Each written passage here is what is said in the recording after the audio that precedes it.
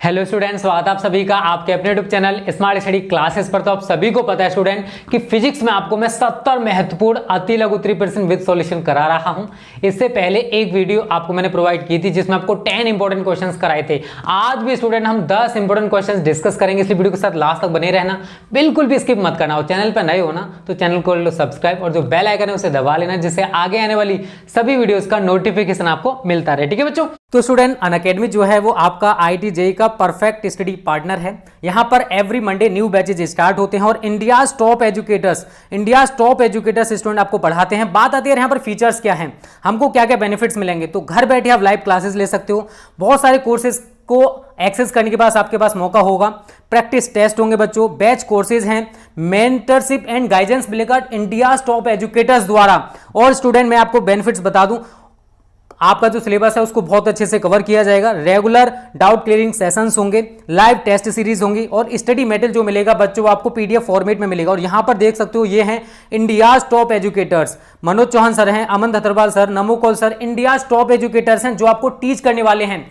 जितना भी कोटा का फैकल्टी है स्टूडेंट वो अब अनअकैडमी पर आ चुका है। न्यूक्लियस है, आपके न्यूक्लियस अकेडमी आपने नाम सुना होगा स्टूडेंट, वो हमारा अनअकैडमी पर आ चुका। तो कोटा की टॉप फैकल्टी यहां पर अवेलेबल है और आपको यहां पर बहुत सारे बेनिफिट्स मिलेंगे यार। और यहां पर देख सकते हो student batches for JEE main and advanced, JEE 2021, JEE 2022, JEE 2023, English मतलब हिंदी और इंग्लिश में है। ये सारे के सारे बैचेस जो कि स्टार्ट हो चुके हैं और स्टार्ट होने वाले हैं। एवरी मंडे यहां पर न्यू बैचेस स्टार्ट होते हैं। तो आपके पास सुनहरा अवसर है सब्सक्रिप्शन लेने का, क्योंकि स्टूडेंट 28 फेब के बाद आपको केवल और केवल 5% डिस्काउंट मिला करेगा। आपके पास 28 फेब तक का टाइम है 10% डिस्काउंट पाने के लिए। और ये डिस्काउंट आपको तभी मिलेगा जब आप हमारा कोड अप्लाई कोड, यहां पर कोड है हमारा स्मार्ट स्टडी क्लासेस, अगर आप ये लगाते हो स्टूडेंट तभी आपको 10% डिस्काउंट मिलेगा, अदरवाइज आपको डिस्काउंट नहीं मिलेगा। तो इस कोड को जरूर यूज करना, तभी आपको 10% डिस्काउंट मिलेगा। तो यहां पर मैंने पहला क्वेश्चन लिख रखा है, किसी पदार्थ के विशिष्ट प्रतिरोध से आप क्या समझते हैं। बहुत ही इंपॉर्टेंट क्वेश्चन है बच्चों।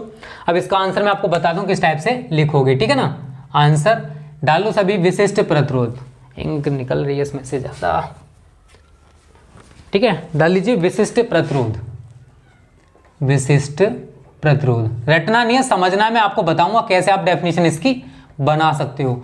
स्पेसिफिक रेजिस्टेंस, स्पेसिफिक रेजिस्टेंस इसे हम इंग्लिश में कहते हैं। तो यहां लिखोगे स्टूडेंट, किसी चालक तार के भीतर, किसी चालक तार के भीतर, किसी चालक तार के भीतर किसी बिंदु पर, किसी बिंदु पर वैद्युत क्षेत्र की तीव्रता, आप सभी को पता है स्टूडेंट कि वैद्युत क्षेत्र की तीव्रता को हम कैपिटल E से रिप्रेजेंट करते हैं। वैद्युत क्षेत्र की तीव्रता यहां लिख लो E, तथा धारा घनत्व, तथा धारा घनत्व ये होता है स्मॉल j, ठीक है ना। इसको धारा घनत्व को स्मॉल j से रिप्रेजेंट करते हैं। धारा घनत्व के अनुपात को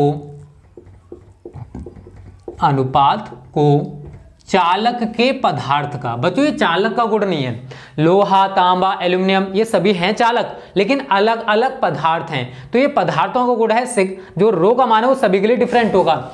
अनुपात को चालक के पदार्थ का विशिष्ट प्रतिरोध कहते हैं। क्या कहते हैं? विशिष्ट प्रतिरोध कहते हैं। अब बच्चों इसको रिप्रेजेंट की बात करें तो इसे रो से प्रदर्शित करते हैं। तो आप यहां लिख सकते हो इसे रो से, इसका नाम क्या है RHO, ठीक है ना, रो से प्रदर्शित करते हैं, प्रदर्शित करते हैं। बच्चों ये तो आपकी हो जाएगी डेफिनेशन। किसी चालक तार, कोई चालक तार है, उसके भीतर किसी बिंदु पर वैद्युत क्षेत्र की तीव्रता E तथा धारा घनत्व स्मॉल j के अनुपात को चालक के पदार्थ का बच्चों विशिष्ट प्रतिरोध, स्पेसिफिक रेजिस्टेंस कहते हैं। और इसे हम रो से प्रदर्शित करते हैं। तो यहां पर आप सूत्र लिखोगे rho is equal to E upon J, ठीक है बच्चों। अब देखो इसी से मैं एक नया सूत्र बनाने वाला हूं। देखो E बराबर होता है स्टूडेंट V अपॉन L, क्या होता है E बराबर होता है आपका V अपॉन L और J बराबर होता है बच्चों आपका I अपॉन A। ये दोनों वैल्यूज मैं यहां पर लगाने वाला हूं, ठीक है ना। तो एक नया सूत्र हमारा इन्वेंट होके आएगा। तो रो इज इक्वल टू, मैं इसकी जगह लगाऊंगा V अपॉन एल बटे I अपॉन ए। तो इसको लिखा जा सकता V upon I into A upon L. V upon I बच्चों क्या होता है, आप सभी जानते हो और समझदार हो। V अपॉन आई बराबर क्या होता है, R इंटू ए अपॉन एल। तो ये बच्चों हमारे एक नया सूत्र बन जाता है। आप यहां से भी इसकी एक डेफिनेशन बना सकते हो। कैसे बना सकते हो, यदि L is equal to 1 metre एवं A is equal to 1 metre square हो तो rho is equal to R, rho is equal to R। तो किसी चालक के पदार्थ का विशिष्ट प्रतिरोध 1 मीटर लंबे एवं 1 मीटर स्क्वायर क्षेत्रफल वाले चालक तार के प्रतिरोध के बराबर होता है। आप यहां से इसकी डेफिनेशन बना सकते हो। यूनिट की बात करें बच्चों तो आप इसका यूनिट भी तैयार कर लेना, कभी कभी आपसे यूनिट भी पूछ लेता है। इसका यूनिट होता है ओम मीटर। क्या होता है बच्चों, ओम मीटर। और आप इसकी विमा भी बना सकते हो। कैसे बनाओगे, देखो बच्चों ओम को क्या लिखा जाता है, ओम को क्या लिखा जाता है आप सभी को पता होगा बच्चों, वोल्ट पर एम्पियर। क्या लिखा जाता है इसको, वोल्ट पर एम्पियर। अगर आपको वोल्ट मतलब किसका मात्रक है, वोल्ट वैद्युत विभव का, अगर आपको उसकी भी विमा नहीं पता है बच्चों तो इसको हम और कन्वर्ट कर सकते हैं जूल प्रति कूलाम में। तो जूल प्रति कूलाम इंटू एम्पियर और ऊपर हमारा क्या चल रहा बच्चा लोग, मीटर। अब आप सभी इसको बना लेना, मैं आपको बता दूं ml की पावर 2 t की पावर -2, नीचे कूलाम की बच्चों 80 होती है, एम्पियर के लिए हम लोग A यूज करेंगे और ऊपर हमारा L चलेगा। आप कॉम्बिनेट करके देख लेना और जो आए वो हमारी विशिष्ट प्रतिरोध की बच्चों विमा होगी। तो किसी पदार्थ के विशिष्ट प्रतिरोध से आप क्या समझते हैं, उम्मीद करता हूं बच्चों ये क्वेश्चन आपको क्लियर हो गया होगा। और आज आपको फ्री स्टडी मटेरियल में इसकी पीडीएफ भी मिल जाएगी, ठीक है, टेंशन मतलब मैंने वहां पर पैरा बना दी है, आज पीडीएफ अपडेट कर दूंगा, ठीक है बच्चों। तो जल्दी से आप इसका स्क्रीनशॉट ले लीजिए। पहला क्वेश्चन आज का हमारा समाप्त हो चुका है और उम्मीद करता हूं आपकी समझ में आ गया होगा, ठीक है। और जिन बच्चों ने वीडियो को लाइक नहीं किया, लाइक कर दो यार। इस सीरीज को आप ज्यादा से ज्यादा प्यार दो जिससे मैं आपको रेगुलर बेसिस पे वीडियोस दे सकूं। थोड़ा तबीयत खराब हो गया था 1-2 दिन से, इसलिए वीडियो थोड़ी सी डिले थी और थोड़ी सी कम थी, ठीक है बच्चों। बट आज फिर हम वही उसी जुनून के साथ आपको पढ़ाने वाले हैं। टेंशन मत लिया करो यार किसी भी चीज को लेकर, बस मेहनत करते रहो, ठीक है। बोर्ड एग्जाम्स में आपका टारगेट होना चाहिए कि आपको 90+ लेकर आना है। चलिए बच्चों अगला क्वेश्चन है आपका धारा घनत्व, विशिष्ट चालकता तथा वैद्युत क्षेत्र में संबंध, ठीक है। इंपॉर्टेंट क्वेश्चन है बच्चों, ये भी बहुत ज्यादा पूछा जाता है। तो क्वेश्चन में यहाँ पर नहीं लिखने वाला बच्चों, क्वेश्चन आपको ये पीडीएफ के रूप में सारे मिल जाएंगे, ठीक है, वहां से सारे क्वेश्चंस आप देख लेना। तो दूसरा क्वेश्चन है धारा घनत्व, विशिष्ट चालकता तथा वैद्युत क्षेत्र में क्या संबंध है, ठीक है बच्चों। ये हमारा दूसरा क्वेश्चन है, धारा घनत्व, विशिष्ट चालकता और वैद्युत क्षेत्र में संबंध। अब बच्चों देखो आप इसका आंसर कैसे लिखने वाले हो, देखो बच्चों सिग्मा बराबर होता है आपका 1/रो। विशिष्ट प्रतिरोध के व्युत्क्रम को बच्चों विशिष्ट चालकता कहते हैं। और अभी आपने रो बराबर बच्चों क्या पढ़ा है, E/J, तो E/J हो गया। ये सिग्मा बराबर चल रहा है, J आपका ऊपर पहुंच जाएगा तो मैं इसको J/E भी लिख सकता हूं, ये सिग्मा बराबर है। या इसके नीचे मैं 1 मानूंगा, क्रॉस मल्टीपल मारूंगा तो J बराबर क्या आ जाएगा बच्चों, सिग्मा इंटू E।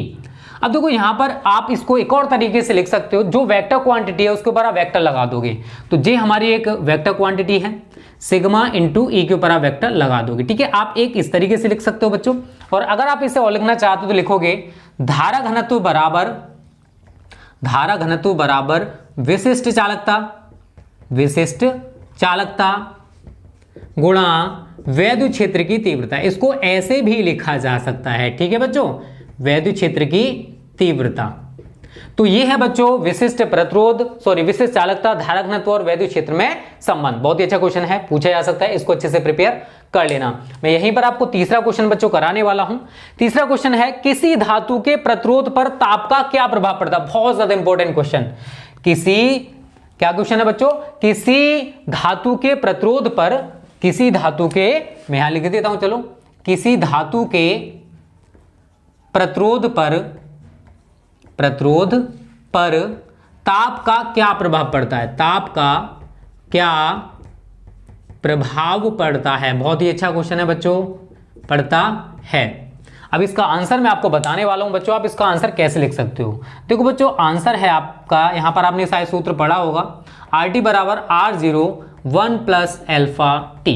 पढ़ा है ना, नहीं पढ़ा, चलो कोई दिक्कत नहीं। अल्फा है बच्चों यहाँ पर प्रतिरोध ताप गुणांक। और अगर हम RT और T में रिलेशन निकालें, RT और T में क्या रिलेशन है, RT प्रोपोर्शनल T। तो इसका मतलब क्या है बच्चों कि अगर हमने टेम्परेचर बढ़ाया तो प्रतिरोध भी बढ़ जाएगा। तो यहां लिख सकते हो स्टूडेंट, ताप बढ़ाने पर प्रतिरोध बढ़ जाता है, प्रतिरोध बढ़ जाता है। ठीक है ना, आपको बस इतना सा लिखना है बच्चों, ज्यादा इसमें नहीं लिखना। आप यहां पर सूत्र में देख सकते हो RT बराबर क्या है बच्चों, R0 1 प्लस अल्फा टी। और अगर हम RT और T में रिलेशन निकाले तो क्या निकल के आएगा यार, RT प्रोपोर्शनल T। तो इसका मतलब है कि अगर हमने टेम्परेचर बढ़ाया तो R का मान बढ़ेगा तो प्रतिरोध बढ़ जाएगा, तो ताप बढ़ाने पर प्रतिरोध बढ़ जाता है। यह है बच्चों आपका आज का क्वेश्चन नंबर 3। ये भी इंपॉर्टेंट है बच्चों, बोर्ड एग्जाम्स में पूछा जा सकता है। चौथा क्वेश्चन भी चलो मैं आपको यहीं पर करा देता हूं। चौथा क्वेश्चन क्या है बच्चों, पहले हम उसको एक बार पढ़ लेते हैं। किरचॉफ का धारा नियम बताइए तथा धारा की चिन्ह परिपाटी भी बतानी है। तो किरचॉफ का पहला नियम जो है बच्चों वो धारा का नियम कहलाता है, किरचॉफ का धारा नियम। ठीक है, बहुत ज्यादा इंपॉर्टेंट है, इसको संधि का नियम भी कहते हैं वैसे। तो यहां लिखोगे इस नियम के अनुसार राइटिंग अगर थोड़ी इधर उधर हो जाए तो एडजस्ट कर लिया करो, थोड़ा फास्ट लिखना पड़ता है इसलिए राइटिंग इधर उधर हो जाती है। तो लिखोगे वैद्युत परिपथ में किसी भी संधि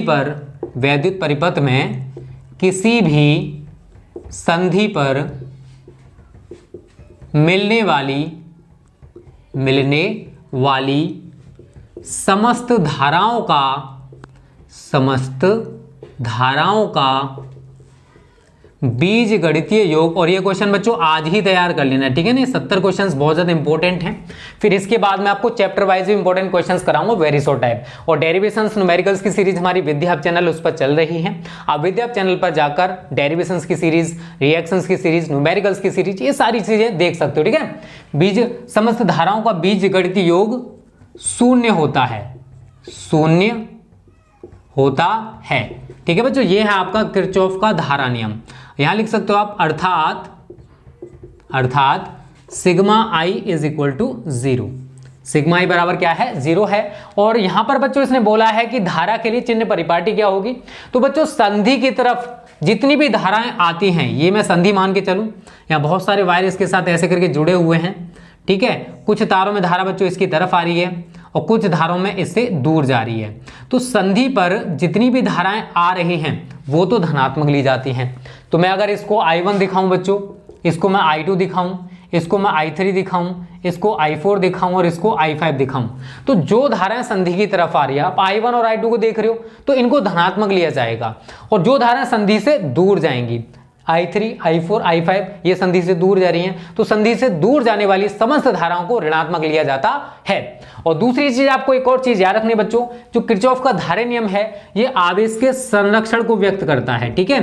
ये पूछा जा सकता है किस राशि के संरक्षण के परिणाम स्वरूप है, तो आवेश का संरक्षण, ठीक है। बहुत ज्यादा इंपॉर्टेंट क्वेश्चन है बच्चों ये भी।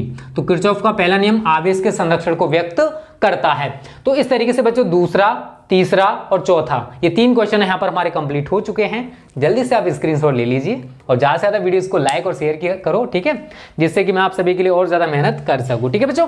तो ये 4 क्वेश्चन आपके कंप्लीट हो चुके हैं और सारे के सारे देख रहे हो कितने इंपॉर्टेंट हैं। ये कई बार रिपीटेड क्वेश्चन हैं जो पहले आ चुके हैं बच्चों, ठीक है। इनको अच्छे से तैयार कर लेना, बहुत अच्छे से। और उसके बाद चैप्टर वाइज जो पढ़ाऊं, देखो अभी हमारे पास बच्चों सफिशिएंट टाइम है, हम जो चाहें जैसे चाहें वैसे तैयार कर सकते हैं, ठीक है। जो मोस्ट इंपॉर्टेंट है इसको तो आपको तैयार करना ही है, उसके साथ साथ जो इंपॉर्टेंट आपको लग रहा है वो भी आप तैयार करते चलो, ठीक है ना। ये मत सोचो यार कि टाइम कम बचा हुआ है, अगर आप ये सोच के तैयारी करोगे तो कुछ भी नहीं होने वाला है। सर के ऊपर से आपके सारी चीजें निकल जाएंगी, फिर कहोगे सर हमें कुछ भी तैयार नहीं हुआ है, ठीक है। ऐसा होता है यार सभी के साथ। अगला क्वेश्चन है बच्चों, फिर ये हो गया विभव मापी को आदर्श वोल्ट मीटर क्यों कहा जाता है। 5वां क्वेश्चन है बच्चों, बहुत ही अच्छा क्वेश्चन है ये वाला, ठीक है ना। यहां मैं लिख देता हूं विभव मापी को, अच्छा क्वेश्चन है, आदर्श वोल्ट मीटर क्यों कहा जाता है। आदर्श वोल्ट मीटर क्यों कहा जाता है, क्यों कहा जाता है, ठीक है बच्चों। विभव मापी जो पोटेंशियोमीटर है उसको हम आइडल वोल्ट मीटर या आदर्श वोल्ट मीटर क्यों कहते हैं वो हमको बताना है। तो आंसर में बच्चों आप लिखोगे विभव मापी शून्य विक्षेप की स्थिति में, शून्य विक्षेप की स्थिति में सेल से कोई धारा, सेल से अगर हमारा जो पोटेंशियोमीटर है अगर ये शून्य विक्षेप की स्थिति में है तो सेल से कोई धारा प्रवाहित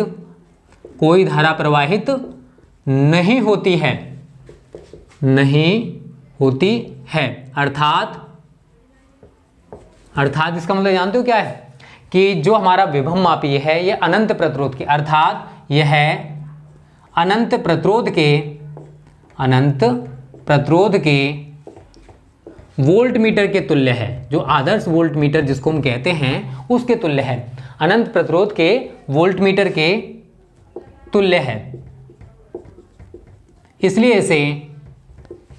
इसलिए विभव मापी को आदर्श वोल्टमीटर कहा जाता है। इसका मतलब देखो अभी मैं आपको समझा रहा हूं बच्चों क्या है आदर्श वोल्टमीटर कहा जाता है। तो देखो आप सभी ने बच्चों विभव मापी पोटेंशियोमीटर पढ़ा होगा और विभव मापी में शून्य विक्षेप की स्थिति में सारी चीजें मापी जाती हैं। जब पोटेंशियोमीटर हमारा शून्य विक्षेप की स्थिति में है तो सेल से कोई धारा प्रवाहित नहीं होगी। जब सेल से कोई धारा प्रवाहित नहीं होगी तो इसका मतलब ये है कि जो भी विभव मापी वैल्यू मापेगा वो एकदम 100% सही होंगी। लेकिन अगर हम वोल्टमीटर की बात करें तो जब भी वोल्टमीटर कोई भी वैल्यू मापता है तो उससे पहले वो क्या करता है सेल से कुछ धारा ले लेता है जिससे माप में त्रुटि हो जाती है, लेकिन ऐसा विभव मापी के साथ नहीं होता है। इसी वजह से बच्चों विभव मापी को आदर्श वोल्टमीटर कहा जाता है। तो ये बच्चों हमारे पांचों क्वेश्चन का आंसर हो जाएगा कि विभव मापी शून्य विक्षेप की स्थिति में है, इस कंडीशन में सेल से कोई भी धारा नहीं लेता है, सेल में कोई भी धारा प्रवाहित नहीं होगी, अर्थात यह अनंत प्रतिरोध के वोल्टमीटर के तुल्य है, इसलिए विभव मापी को आदर्श वोल्टमीटर बच्चों कहा जाता है। ठीक है ना। तो ये हमारा क्वेश्चन नंबर 5 भी कंप्लीट हो चुका है। अब बात करते हैं बच्चों नेक्स्ट क्वेश्चन है आपका लॉरेंज बल। शायद सभी ने इसके बारे में जरूर सुना होगा कि लॉरेंज बल क्या होता है, अगर नहीं सुना है तो मैं आपको बताने वाला हूं। क्वेश्चन नंबर 6, लॉरेंज बल किसे कहते हैं? लॉरेंज बल किसे कहते हैं? ठीक है बच्चों, यहां पर मैं कोई क्वेश्चन लिख दे रहा हूं, बहुत छोटा सा क्वेश्चन था इसलिए मैंने यहां पर लिख दिया है। तो हम लॉरेंज बल की बात करें तो मैं यहां पर पहले हेडिंग डालूंगा लॉरेंज फोर्स, लॉरेंज बल। यहां लिखोगे बच्चों यदि कोई आवेशित कण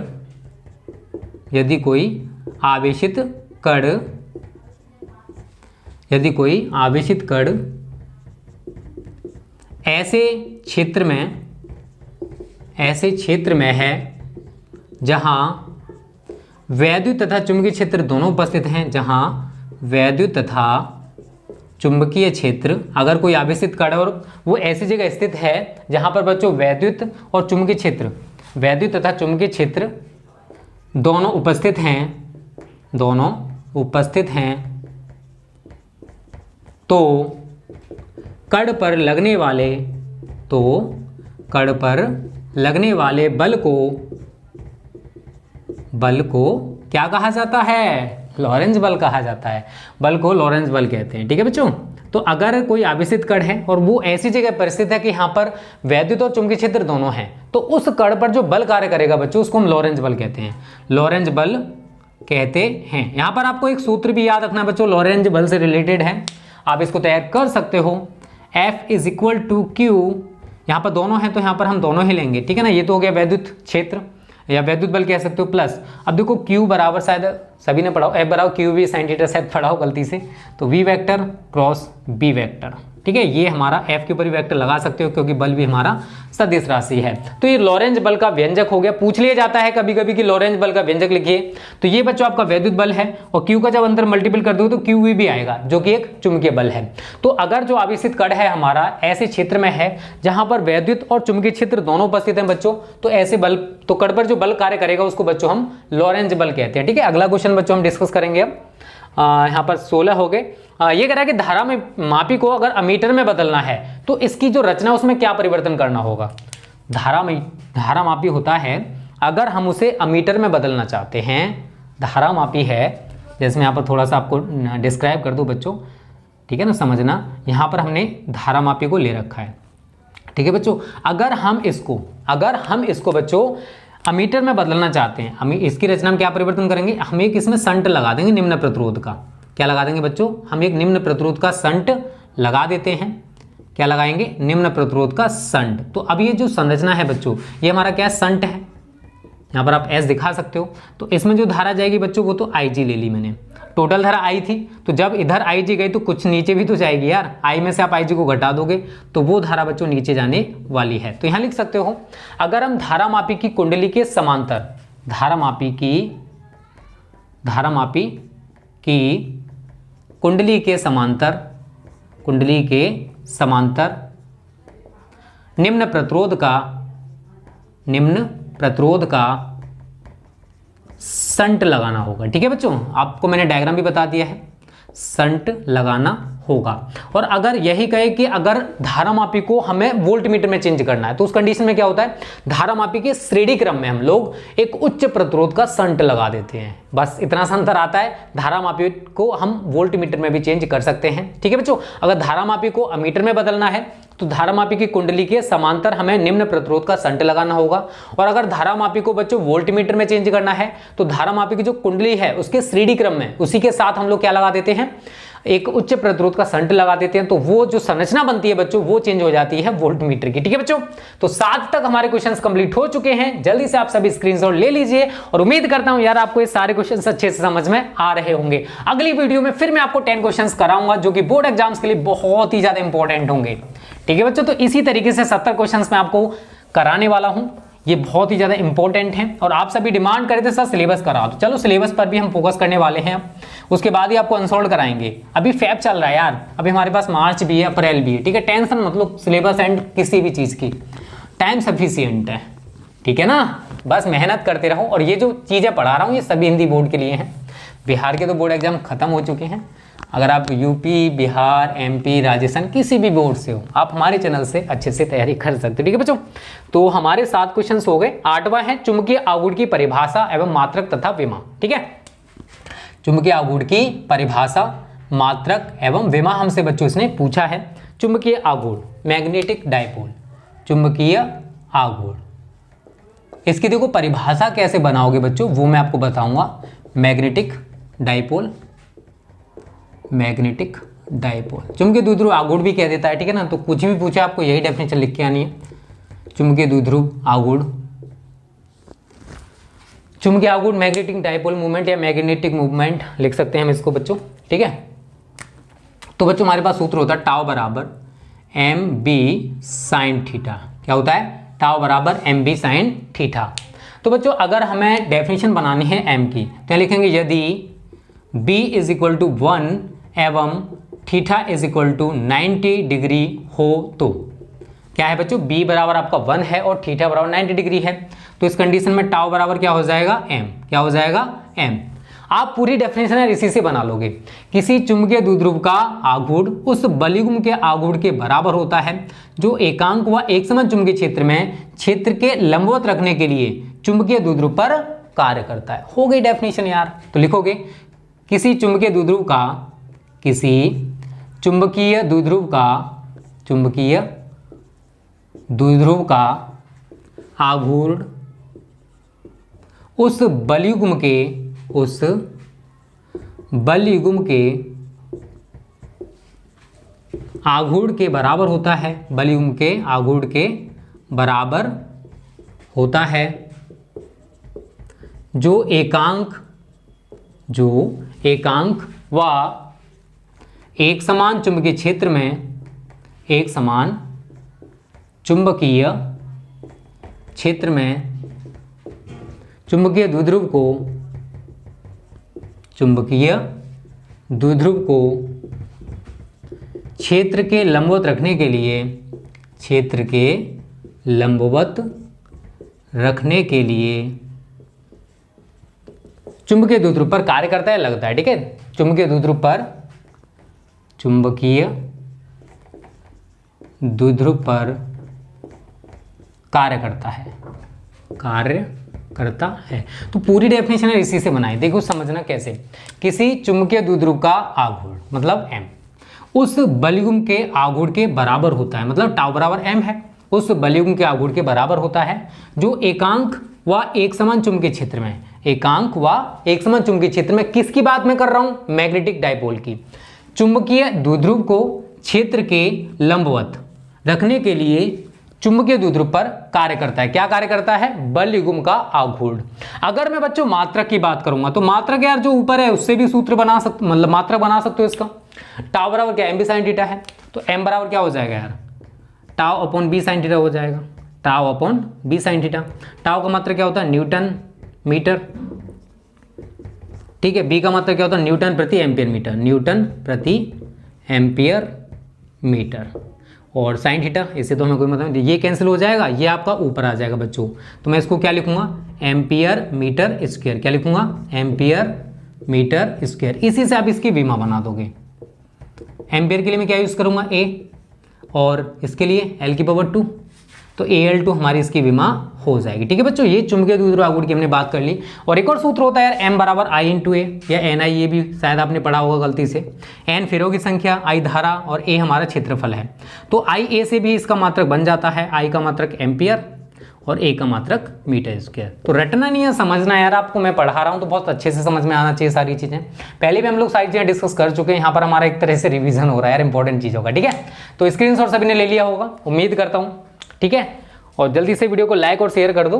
अब बच्चों हमारे 8 क्वेश्चन हो चुके हैं, 2 क्वेश्चन मैं आपको और कराऊंगा, इसके साथ ही हमारी आज की वीडियो हो जाएगी समाप्त। ठीक है ना, कल भी मैं आपको 10 क्वेश्चन कराऊंगा, अब तो आपको रेगुलर बेसिस पे मिलेंगे। वो थोड़ी तबियत खराब थी जिस वजह से मैं आपको वीडियोस नहीं दे पाया था बच्चों, तो टेंशन मत लिया करो कि मैं आपका सिलेबस या ये चीज़ें नहीं कराऊंगा, सारी चीज़ें होंगी, अच्छे से होंगी। ठीक है ना, जो बोला गया वो सारी चीज़ें कराई जाएंगी, उसकी टेंशन मत लो। 9वां क्वेश्चन है बच्चों, चुंबकीय बायो-सैवर्ट के नियम का उल्लेख कीजिए और सूत्र भी लिखिए। देखो बायो-सैवर्ट का नियम मैंने आपको लॉन्ग क्वेश्चन में करा दिया है। डेल्टा बी बराबर mu naught upon 4 pi I delta L sine theta upon R square. ये बायो-सैवर्ट के नियम का व्यंजक है, जहां बच्चों आपका म्यू नॉट क्या है? वायु अथवा निर्वात की चुंबकशीलता है। और म्यू नॉट अपॉन 4 पाई की वैल्यू शायद सभी को पता होगी बच्चों, 10 की पावर माइनस के 7 न्यूटन प्रति एम्पीयर स्क्वायर होती है, सभी को पता होगी।